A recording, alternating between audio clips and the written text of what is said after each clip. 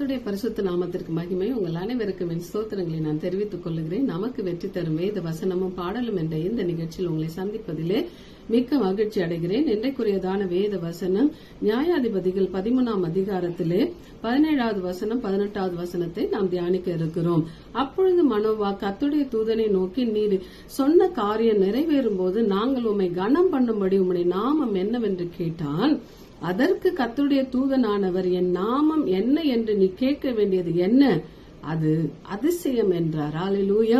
இன்றைக்கு நம்மளுக்கு கூட ஆண்டவர் சொல்லுகிற வாக்கு தத்துவங்கள் நிறைவேறும் பொழுது நம்ம கேட்போம், ஆண்டவரே நாங்க எப்படிப்பா நம்புறது, இதுக்கு ஒரு நம்பிக்கையான காரியத்தை எங்களுக்கு காண்பீங்கள் என்று சொல்லி.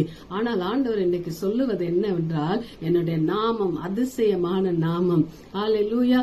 அந்த அதிசயமான நாமம் என்ன செய்யப்படுகிறது என்று சொல்லி பார்க்கும் பொழுது, உபாகமம் 28ஆம் அதிகாரத்திலே 10வது வசனத்தையும் 9வது வசனத்தையும் நாம் கேட்கும்போது இது நமக்கு இன்னும் தெளிவுபடும். அப்பொழுது கர்த்தருடைய நாமம் உனக்கு தரிக்கப்பட்டது என்று பூமியின் ஜனங்கள் எல்லாம் கண்டு உனக்கு பயப்படுவார்கள். அல்லேலூயா. அந்த அதிசய நாமத்தை தேவன் உங்களுக்கும் எனக்கும் தரிப்பிக்கிறாரா. அந்த அதிசய நாமம் தரிப்பிக்கப்பட்டது என்று ஜனங்கள் எல்லோரும் கண்டு பயப்படுவார்கள். அல்லேலூயா. இதுல பார்க்கும் பொழுது, எப்பொழுது என்று பார்க்கும் பொழுது 9வது வசனம், நீ உன் தேவனாகிய கர்த்தரின் கட்டளைகளை கைக்கொண்டு அவர் வழிகளில் நடக்கும் பொழுது கர்த்தர் உனக்கு ஆணையிட்டபடியே உன்னை தமக்கு பரிசுத்த ஜனமாக நிலைப்படுத்துவார். அல்லேலூயா.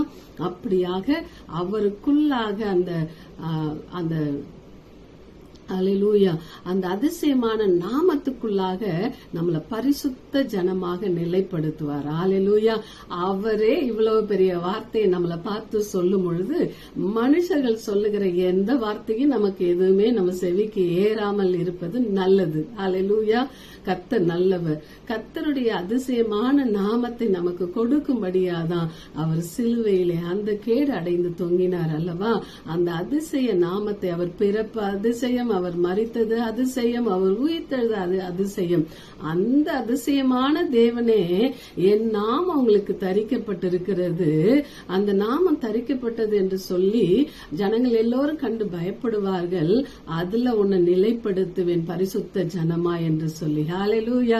இதுதாங்க பாக்கியம். இதை குறித்து நாம் சந்தோஷப்பட்டு களிகூர்ந்து நம்மளுடைய பாதையில அவர் கொடுத்த கட்டளையில நாம் நடந்து உற்சாகம் அடைந்து செல்லக்கூடியவர்களா இருக்க வேண்டியது அவசியமா இருக்கிறது. ஹல்லேலூயா. அதுதான் 148வது சங்கீதத்தில் சொல்லப்பட்டிருக்கிறது. 13வது வசனம் சொல்லப்பட்டிருக்கிறது. என்ன அப்படி சொல்லி பார்ப்போம் என்றால், 148